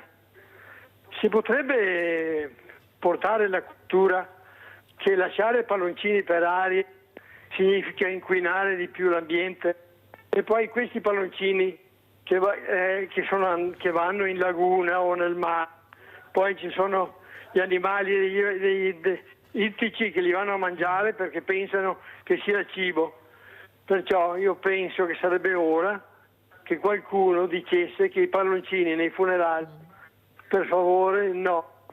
Ciao Mirella, grazie. Grazie, Leone è da tanti anni che dice questa cosa perché giustamente lui sta molto a cuore anche l'inquinamento e perciò fa le sue riflessioni. Io invece dico alla nostra Paola Bruttocao, prima che ci lasci perché ormai il tempo è scaduto, che bisogna andare molto cauti con la politica, perché abbiamo sentito anche Villa Margherita non si chiude più e poi hanno chiuso Villa Margherita, perciò noi andiamo cauti, adesso poi sono in campagna elettorale, le promesse sono immense, ascoltano tutti, promettono, noi dobbiamo andare molto cauti e non riusciamo a capire, ecco, che forse dobbiamo essere uniti proprio per questo, per non essere strumentalizzati, perché purtroppo corriamo anche questo rischio e soprattutto anche le fragilità devono stare molto attenti, perché quando ci sono le elezioni capite bene che siamo in balia del mondo intero della politica. Cosa dici, Luciano Longo? È una roba che si ripete molto spesso, no?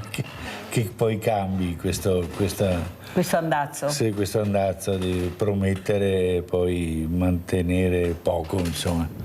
Ascolta Paola Bruttocao, come vuoi lasciarci? Cosa vuoi dire come ultimo messaggio? Hai spiegato benissimo chi è FIAB, l'abbiamo visto, tutte queste bellissime proprio eventi che fate, ecco, non c'è età, chiunque può partecipare. Prego, come ci vuoi lasciare, Paola? Ma con l'invito ad essere più partecipi, ad essere più consapevoli del ruolo importante che può avere il cittadino. Noi come consumatori, come fruitori di luoghi, di spazi, di mezzi, possiamo fare la differenza. Anche nel mercato, tornando al discorso dell'economia, la bicicletta aiuta moltissimo perché c'è un indotto importante. Noi quando ci muoviamo ci fermiamo nei bar, ci fermiamo nei ristoranti, ci fermiamo a dormire fuori, le biciclette le portiamo frequentemente a fare la revisione, diciamo così, il controllo, manutenzioni. Aumentiamo i nostri accessori per la sicurezza, dico la campagna per lo specchietto retrovisore, per i dispositivi di illuminazione, i nostri giubbini colorati, per cui abbiamo delle responsabilità anche noi. Ai cittadini dico utilizziamola molto di più, noi si dice sempre dovremmo parlare nelle scuole, andare nelle scuole, facciamo il lavoro con le scuole, ci sono tanti genitori che sono spaventati dalla bicicletta, che hanno un'apprensione razionale e giusta rispetto all'andare in bici e far andare in bici i loro bimbi, però la scelta non può essere quella no, ho paura, non ci vado, deve essere quella di appunto pungolare, chiedere, pretendere, come ci ha detto prima Lorenza, che vengano realizzati sempre più spazi in sicurezza. Anche noi abbiamo però il compito di utilizzarli, tanti più siamo e tanto più si capirà che c'è necessità di garantirci sicurezza e viabilità. Grazie a Paola Bruttocao, coordinatore, fa parte del direttivo FIAB, questa associazione in parte nuova ma che ha già seminato tantissimo e sta avendo dei risultati ottimi, mentre Luciano Longo rimane con noi. Noi salutiamo Paola Bruttocao. Pubblicità. Grazie.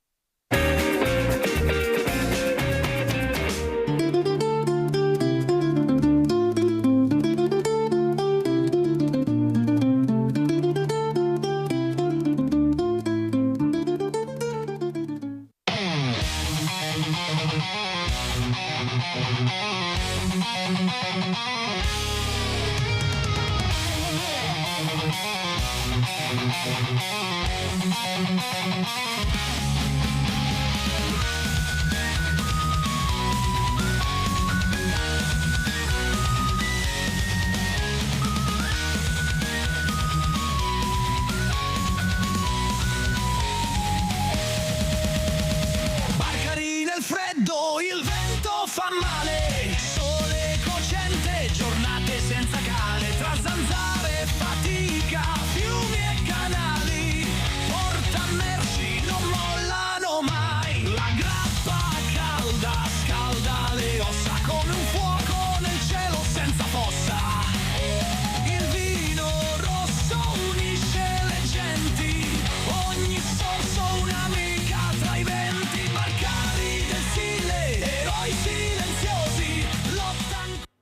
Io ringrazio veramente Alessandro Cestaro, ecco, per questo video molto bello che fa capire l'importanza di quello che lui vuole trasmettere della storia, anche le tradizioni in parte della storia, e soprattutto che ha creato questo Il Boia di Treviso, e adesso ci spiegherà il perché. Saluto anche la sindaca di Eraclea, Nadia Zanchin, di essere con noi.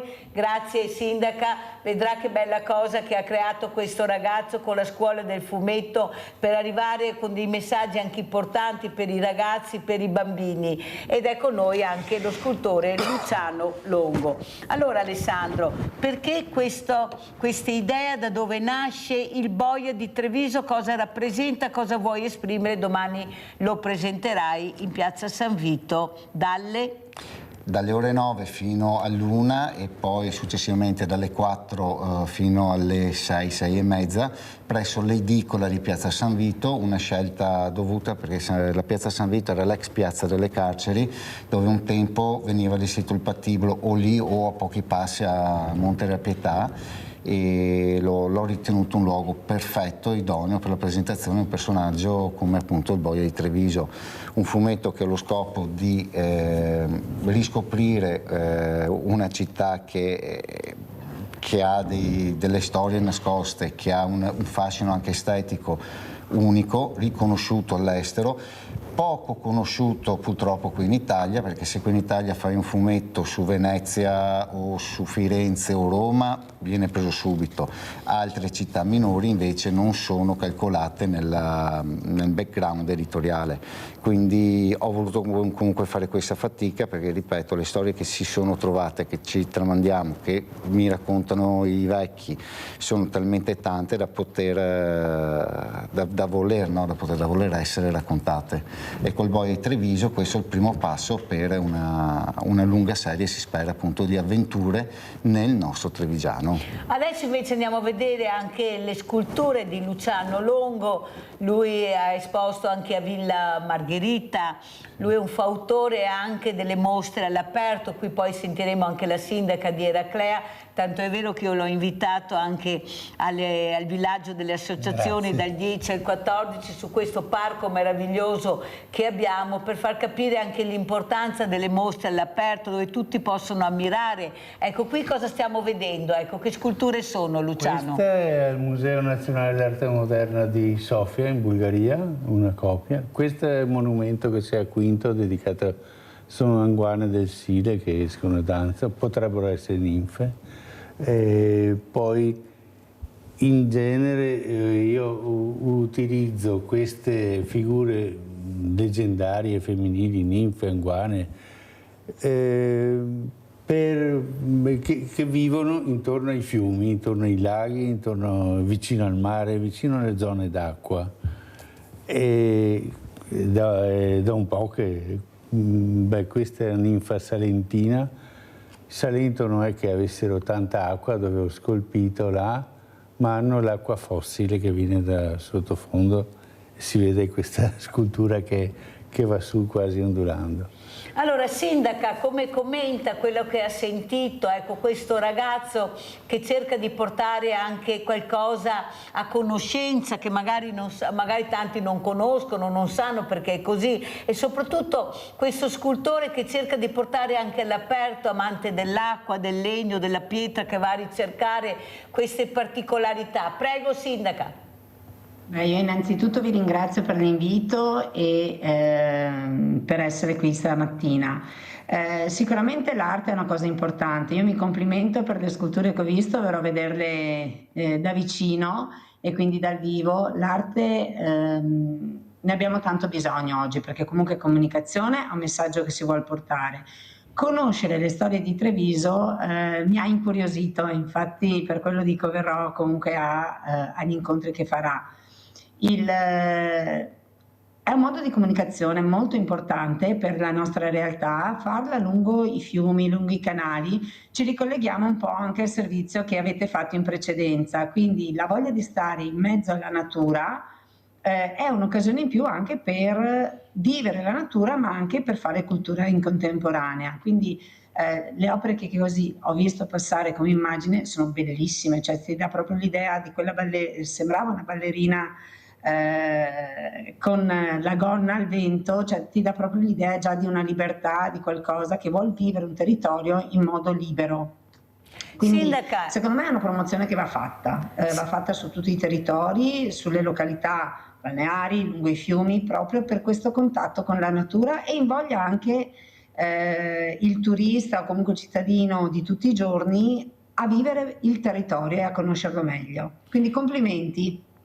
però il problema grande che avete voi sindaci, siete gli unici che hanno la borsa semivuota o quasi vuota, piena di responsabilità e di impegni, perché per fare le cose bisogna investire, e investire vuol dire metterci i soldini. Ma come mai, sindaco, voi che siete in prima linea, io li invito tutti, ho sempre sindaci tutti i giorni, proprio perché sono quelli nel territorio, quelli che sentono la voce del territorio, di quelle che sono nelle necessità, siete così poco ascoltati e così con pochi soldi. Ecco, io non riesco mica a capire, vi hanno dato una patata bollente, se la sono tolta quelli che potrebbero pagarsela e ve l'hanno data a voi, che siete gli unici dove questa persona può rivolgersi, può essere ascoltata. Prego, sindaca. Sì, non è facile reperire i fondi anche per fare questi eventi e fare la promozione, quindi insomma io credo che come sindaci dobbiamo fare più unione, più portavoce anche col Ministero della Cultura, che comunque insomma col governo attuale sta già facendo parecchie cose. Dovremmo farci sentire di più, proprio perché c'è bisogno di cultura, c'è bisogno di informazione, e quindi dovremmo trovare quel meccanismo dove c'è anche la collaborazione comunque col privato, perché molti giovani artisti sono bloccati dal far conoscere le proprie opere proprio per i problemi economici che ci sono. Dovremmo trovare un giusto equilibrio e quindi interfacciarsi di più sia con la regione sia col governo per ottenere i fondi necessari per dare anche queste nuove possibilità a questi artisti di farci conoscere sempre di più. Noi sindaci poi abbiamo tantissimi costi, tantissime spese per tutta una serie di gestione del territorio e siamo molto in difficoltà a far emergere queste nuove figure. Quindi dobbiamo fare più rete. Andiamo a vedere anche questo video, proprio il video di Eraclea, e poi lo commentiamo assieme ai miei ospiti.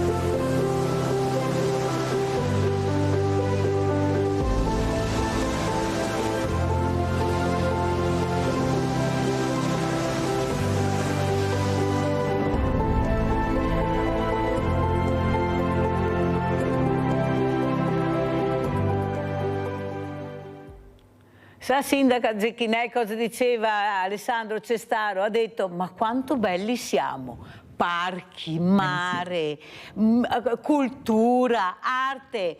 Gianfranco Valeri, poi commentiamo, vai Gianfranco. Sì, buongiorno signora Mirella. Buongiorno. Buongiorno signor Sindaco, complimenti per la sua vittoria signor Sindaco.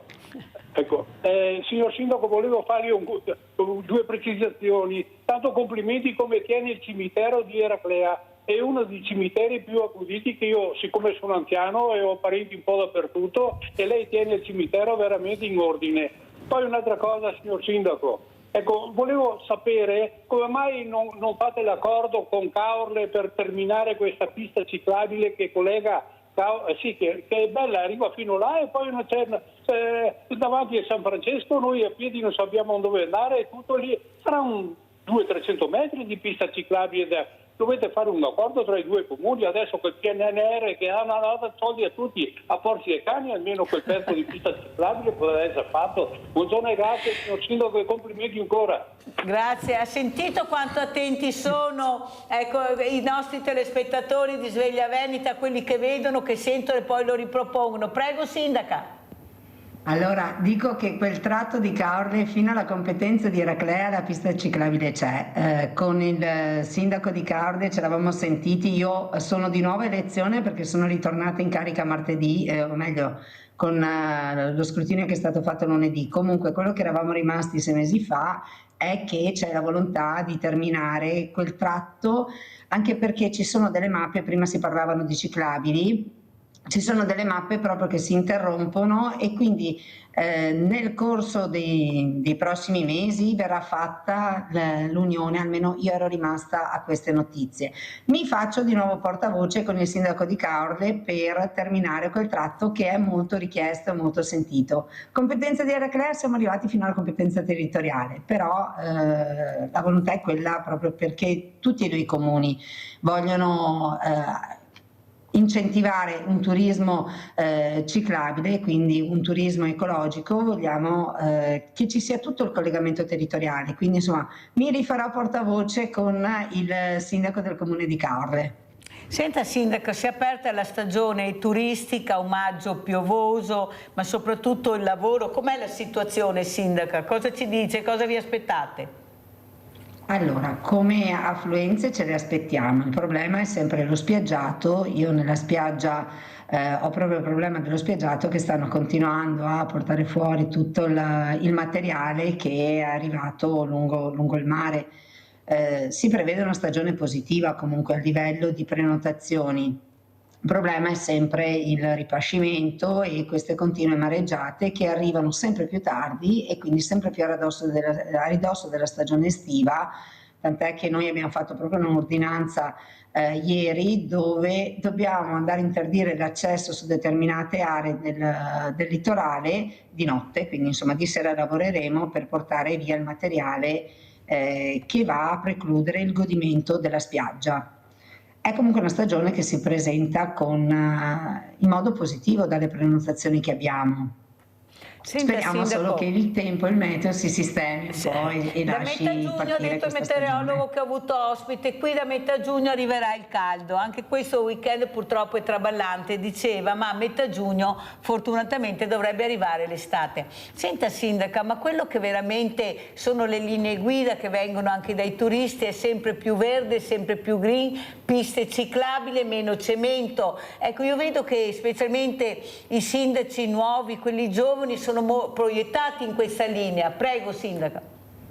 Sì, noi siamo proiettati per il green, ma è anche il tipo di turismo che abbiamo sulle nostre coste. Noi ospitiamo turisti che provengono dai paesi del nord, turisti che vogliono conoscere il territorio, che vogliono spostarsi, perché il turista che si fa una vacanza tutta in spiaggia oggi non c'è più, e direi per fortuna.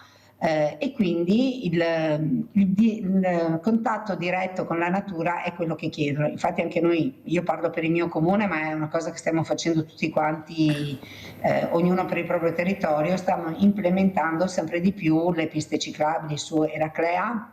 Noi ne abbiamo messi in programma di importanti, Eraclea Mare si sta in qualche modo concretizzando anche con quella di San Donà di Piave, dove la cosiddetta pista ciclabile dal treno al mare, affinché chi arriva con il treno possa arrivare direttamente a Eraclea Mare con la ciclabile. È un modo per vivere il territorio e e cercare di inquinare anche sempre meno. Noi abbiamo un grande dovere, secondo me, che è quello di rispettare la natura. Per molti anni non l'abbiamo rispettata ed è giusto fare un passo indietro e ritornare a rispettare quello che è la nostra base, cioè senza un ambiente pulito, senza un ambiente tutelato, senza un ambiente che sia vivibile, sicuramente non andremo tanto lontano. La prima cosa è il rispetto dell'ambiente e si può tranquillamente fare, perché sapendoci organizzare anche con dei tour turistici, con dei bus navetta anche che portano poi i turisti da una parte all'altra e poi si possono muovere sul territorio liberamente con le bici, ecco che abbiamo un meno inquinamento, più attività fisica e anche più conoscenza diretta del territorio stesso, perché viaggiare con il cosiddetto turismo lento, viaggiando lentamente, il turista viene, scopre effettivamente tutte le bellezze del territorio. Prima nel video abbiamo visto la pineta, naturalmente entrando in macchina è impossibile, non c'è accessibilità. La pineta, la laguna e quindi tutto quello che è natura può essere visto sia a piedi naturalmente ma anche in bicicletta, e facendo i chilometri veramente noi abbiamo dei territori che sono tutti belli. Tutto io penso che dovremmo puntare di più anche sulla mobilità. Sindaco, devo correre, se no non ce la faccio perché ho poco tempo. Sulla mobilità acque, ecco, questi collegamenti, quei traghetti, ecco, come ha fatto anche Lignano e Bibbione, ecco, abbiamo visto, ecco, proprio il successo che proprio le persone amano per prendere la bicicletta, girare, spostarsi. La via acqua, invece di fare la terza e quarta corsia, Sindaco, lo dico io, forse dovremmo sfruttare di più quello che abbiamo, che è l'acqua, e questi porti meravigliosi che abbiamo la fortuna di avere. Ecco, bisogna puntare anche su questo, a mio avviso, perché è quello che richiede anche il turista. Luciano Longo, tu che giri, che fai, e soprattutto l'importanza di trovare questi materiali, rivediamo le foto che ha mandato Luciano Longo per esaltare anche il materiale. Tu mi spiegavi quanta fatica delle volte fai a trovare, reperire certi materiali, non è facile creare un qualcosa con un materiale che ti dia veramente il risultato ottimale. Prego. Siccome prima vi avevo detto che mi lego i luoghi dove c'è l'acqua, mi lego anche i luoghi dove trovo il marmo, il legno, esatto, di quel posto, come per esempio la ninfa salentina è fatta con quei sassi dei muri a secco, è stata scolpita, e poi con un melo che c'era. Stiamo vedendo adesso le foto che riproponiamo, perché sono bellissime. Quello che volevo dire è che girando un po' tutto il mondo, perché ho fatto delle cose a Bucarest o in Cina sono stato parecchie volte, e ho sempre trovato queste figure leggendarie femminili legate alle acque, e che hanno con questa per me sono una metafora della forza della natura. E per esempio a Bucarest c'è la Dunvovica che viene incanalata sotto, però l'acqua prima o dopo viene fuori, viene incanalata sotto davanti al palazzo di Ceausescu, e là poi viene fuori sta fontana enorme. Quindi questa forza femminile, secondo me, la puoi sì, tenere bloccata, però prima o dopo esce. O no? O no? Allora sentiamo anche Alessandro Cestaro, ecco, i giovani, i bambini, i ragazzi che praticano e vengono alla tua scuola del fumetto, cosa dicono, e soprattutto i talenti che tu riesci a cercare di scoprire con la creatività che hanno. Prego Alessandro. Beh, innanzitutto mi prendo un minuto per ringraziare chi mi ha aiutato a creare Bollari Treviso, tra cui il mio barista Ivano, che ha creduto in questa cosa e mi ha dato un grossissimo sostegno. La tipografia di Alfiero Creative, che mi è venuta incontro rendendomi proprio possibile anche avere il fumetto nei giorni di data della fiera. Alla Gabriella Zappador, che con il suo contributo e la sua pubblicità mi ha aiutato tantissimo. E ovviamente a mia madre e mio padre, che mi hanno permesso di alleggerire anche il carico lavorativo per potermi dedicare a quest'opera. Ora appunto l'obiettivo è rafforzare questo tipo di narrativa, spero vivamente di qualità sia visiva che narrativa, anche perché se io non do stimoli ai miei ragazzi con le mie opere, i ragazzi rischiano di sentirsi demotivati. Quindi i progetti futuri saranno tanti, coinvolgeranno i nostri ragazzi, cercherò di, come sto cercando da anni, di far capire che non si può buttare su un prodotto, che sia un fumetto, che sia una scultura, che sia un dipinto, senza avere una conoscenza del territorio, un amore delle proprie radici o di ciò che si fa.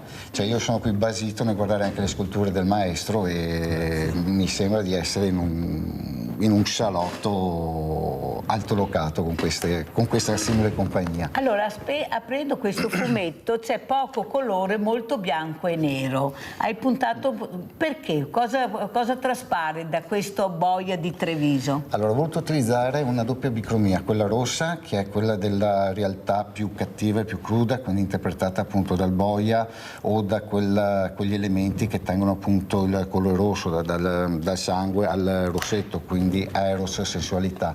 E il verde l'ho utilizzato per la colorazione delle anguane, altro punto in comune che abbiamo con il maestro, per rappresentare non solo la realtà ma anche il folklore, le leggende. Quindi un fumetto storico, fantasy, che, ripeto, cerca di toccare tutte le storie inerenti appunto alle anguane, ai Mazzariol. Anzi, se magari qualche tuo spettatore ha la storia del nonno che ha incontrato il Mazzariol che gli ha fatto un dispetto, ben venga, chiamatemi, ho il negozio in via Sant'Antonino, la scuola di fumetto di Treviso, mandatemi anche le vostre testimonianze perché ne sono lietto. Ascolta, però qualcuno, siccome noi non ci fermiamo solo a Treviso ma ampliamo perché abbiamo telespettatori e telespettatrici da Mantova, dappertutto, anche in Svizzera ci guardano su internet. Cos'era il Mazzariol? Perché spieghiamo anche il Mazzariol. Il Mazzariol è un folletto che non è solo di Treviso ma proprio abbraccia penso tutta Italia, cambia ovviamente il nome di regione in regione. È un folletto che può volsi dispettoso o comunque di aiuto. Le storie che io sto raccogliendo sono storie in cui magari il contadino non aveva da mangiare né per sé né per i figli né per gli animali, ma la mattina dopo gli animali erano comunque stranamente ben nutriti e quindi si dava il merito al Mazzariol. O se ci andava a litigare era capace di grandi rispetti, come testimonianza proprio di persona. Mio nonno si è ritrovato il cavallo sopra dove ci mettono il fieno, una volta c'era il piano terra che era quello del contadino, e sopra il fieno che si andava solo con una scala a pioli, e sto qua si è ritrovato il cavallo dove c'era il fieno, un casino assurdo per tirarlo giù, quindi una cosa incredibile degli anni che può riempire il cuore di un bambino dentro come me. Senti Luciano Longo, se tu dovessi scolpire il Mazzariol, che figura ne uscirebbe? Ma sai, io le mie figure sono un misto fra figurativo e astratto tante volte. Il Mazzariol lo farei sorgere da...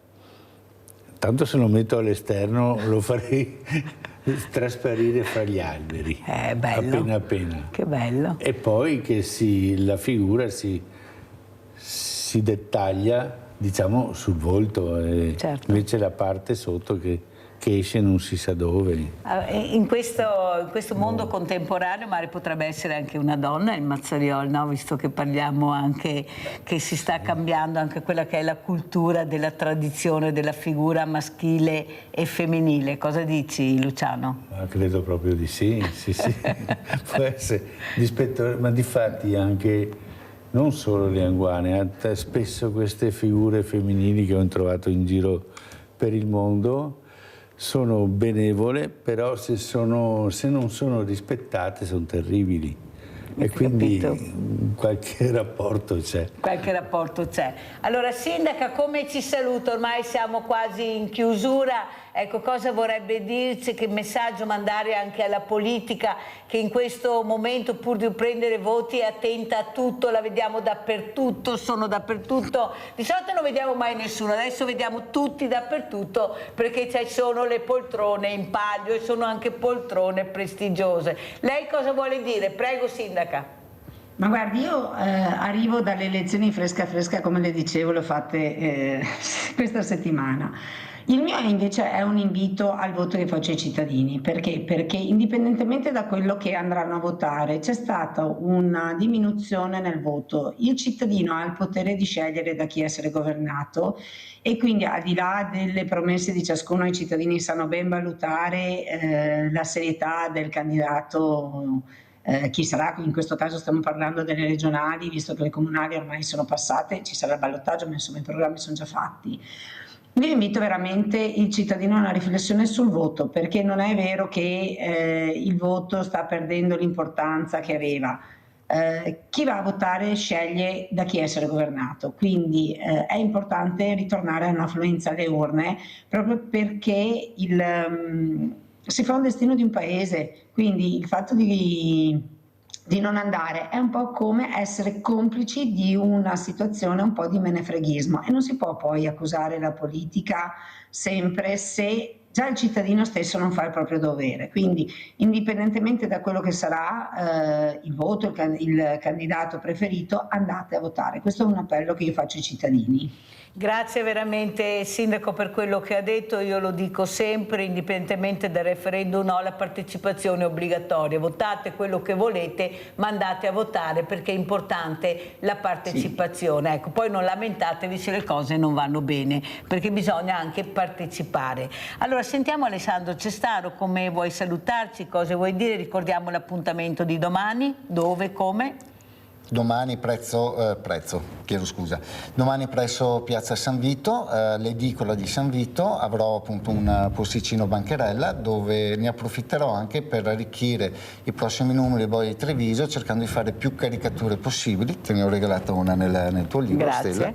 E sarebbe bello anche riuscire a inserire tutte queste caricature dei trevigiani che passeranno nei successivi prodotti, in modo che sia un fumetto sempre più ricco e sempre più del territorio. Quindi mi auguro... qua c'è anche la caricatura di Mirella? Lì c'è anche la caricatura di Mirella. No, adesso me la fai vedere, intanto che io chiedo anche a Luciano Longo. Luciano, cosa vuoi dire, come vuoi salutarci? Guardate, ha fatto la caricatura anche a Mirella, guardate, non so se si vede, eccola qua. Prego Luciano, poi te la passo. Allora, no, niente, volevo dirvi, io ho avuto spesso problema con i comuni che, per riprendere il discorso che avevi fatto all'inizio, cioè che hanno pochi soldi. Sì, poi ho sentito che per esempio per fare il ponte sullo stretto vengono decurtate ai comuni. Comunque pensateci quando andate a votare. Vai Luciano. Sì, no, dopo volevo dire che prossimamente io sono a Vicenza, al chiostro di San Lorenzo, dal 13 al 15. Poi fine agosto, l'ultima metà, invece al chiostro di San Francesco a Treviso.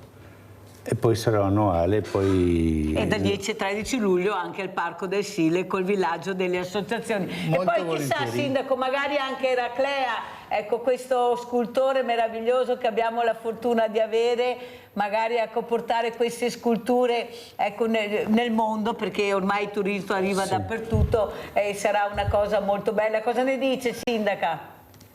Che può essere effettivamente una cosa molto bella e interessante. Anche proprio a Eraclea Mare già delle idee, parlando con voi, adesso stanno venendo, quindi può essere una cosa molto bella e interessante. Grazie veramente Sindaca, anche penso che dopo casomai vi metterò in contatto se avete piacere, dopo se sono rose fioriranno e se sono spine pungeranno, ecco io dico questo, però intanto conoscerci va sempre bene. Grazie Sindaco. Un'altra cosa Luciano che volevo dirti, tu invece alla politica che messaggio lanceresti? Tu sei molto attento all'ambiente, al green, ecco, ai materiali, cosa vorresti dire Luciano? Io sono più preoccupato per i concittadini che non vanno a votare, perché allora la politica potremmo anche costringerla a fare quello che vogliamo noi, e questo è un problema. Perciò sei d'accordo col sindaco che dice andate a votare? Sì, è un problema generale questo, su sanità, su qualsiasi cosa, il discorso è quello, perché se poi più della metà non va a votare, insomma Sai che io sono a più di qualche anno che darei il voto ai sedicenni, anche come lo fanno poi in altri stati, non è che abbia alimentato l'acqua calda, perché questa è la dimostrazione proprio con Alessandro Cestaro, con la scuola del fumetto, ecco la creatività che hanno questi ragazzi, l'impegno che ci mettono. Ecco, io penso che, come dico sempre, spero che qualcuno riesca a capire, ma io ho paura che non lo facciano perché hanno paura del voto dei giovani, sono terrorizzati a mio avviso del voto dei giovani che potrebbero fare proprio un cambiamento fondamentale e perciò faranno fatica, però io ci provo, cioè, lo dico. Tu saresti d'accordo al voto dei sedicenni? Io sì. Tu Alessandro Cestaro?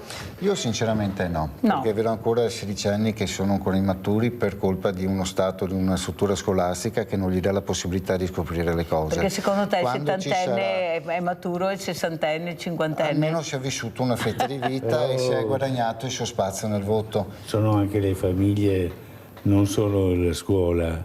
Sì, noi non siamo stati in grado di formare i giovani di adesso. Non è colpa di loro, infatti, ma io... bisogna sistemare soprattutto tante le cose. famiglie, perché non viene... Basta, il tempo è finito, mi dicono dalla regia. Grazie ai miei ospiti. Adesso andiamo a pranzo con la proposta di Mirella.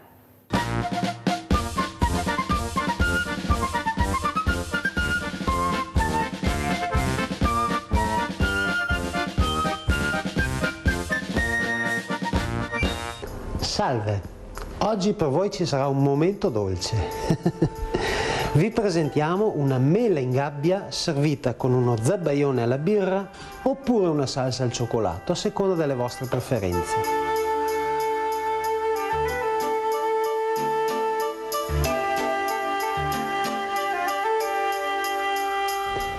Per iniziare a preparare questo piatto abbiamo bisogno di una mela, dello zucchero semolato, un goccio di vino bianco, pochissima panna, degli amaretti sbriciolati, della granella di zucchero e della pasta sfoglia che possiamo acquistare già congelata o fresca presso il nostro pasticcere di fiducia. Iniziamo andando a pelare la nostra mela e dopo che l'avremo pelata la taglieremo a metà e gli toglieremo il torsolo. È un'operazione un po' antipatica, però con un attimino di pazienza ci arriviamo. Abbiamo pelato la mela, la tagliamo a metà, la storsoliamo ed andiamo ad inciderla per il lungo con 5 tagli abbastanza profondi. Ecco, come potete vedere, così.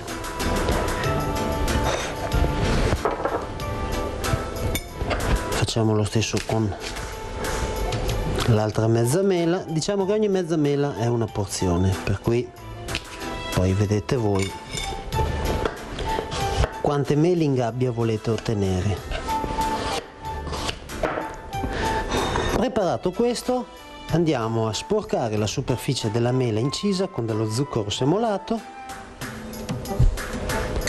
la bagniamo con un goccio di vino bianco e passiamo il tutto per circa 15 minuti in forno a 180-200 gradi e otterremo una mela quasi cotta, diciamo al dente, però caramellata. Mentre le nostre mele stanno cuocendo in forno, noi prenderemo il nostro panetto di sfoglia ed andremo a stenderlo ad uno spessore di circa mezzo centimetro. Lo sporchiamo con un pizzico di farina se vediamo che tende ad attaccarsi alla tavola e quando lo avremo steso prepareremo delle strisce di pasta di circa una quindicina di centimetri di larghezza e una decina di lunghezza, praticamente dei piccoli rettangoli. Adesso ve li facciamo vedere. ecco qui, devono contenere la mela che poi tireremo fuori dal forno. Questi 2 rettangoli andremo a sporcarli con il nostro uovo, che ci servirà anche in un momento successivo per aiutare la doratura della pasta quando metteremo il tutto nuovamente in forno. Sporchiamo un attimino i bordi della pasta sfoglia, eccoci. Ora andiamo a sfornare le nostre mele che si saranno nel frattempo cotte e come potete vedere si sono caramellate. Le stacchiamo dalla pirofilina e le appoggiamo pancia in su sopra il nostro rettangolino di pasta sfoglia. Al centro prendiamo i nostri amaretti con un goccio di panna che andremo un attimino a stemperare e ci versiamo questo composto poco poco sopra, in modo da tappare il buchino e creare un piccolo aroma un po' diverso al sapore di amaretto sulle nostre mele. Andiamo a chiuderle. Ricordiamoci di come abbiamo fatto i tagli nella mela e di conseguenza andiamo a chiudere la nostra mela in questa maniera. Sappiamo che i tagli sono in questa direzione. Gli chiudiamo un attimino gli angoli, pressiamo bene il tutto. Fatto questo, rifacciamo gli stessi tagli nella pasta sfoglia che abbiamo fatto in precedenza nella mela. 1, 2, 3, 4 e 5. Seguiamo un attimino quello che abbiamo fatto prima, spennelliamo la superficie della pasta sfoglia con l'uovo che avevamo già preparato in precedenza, 2 granelle di zucchero in superficie ed inforniamo il tutto a 220-230 gradi per una decina di minuti fino alla doratura della pasta sfoglia. Poi vi facciamo vedere il risultato. Abbiamo completato la cottura delle nostre mele in gabbia ed andiamo a preparare il nostro piattino. Prendiamo una delle nostre mele, prendiamo lo zabaione di cui abbiamo parlato in uno dei precedenti episodi. Ricordatevi sempre che se avete piacere di avere dei consigli o dei suggerimenti potete chiamare la nostra redazione oppure mandare un'email e noi saremo ben lieti di rispondere alle vostre domande. Abbiamo un po' di salsa al cioccolato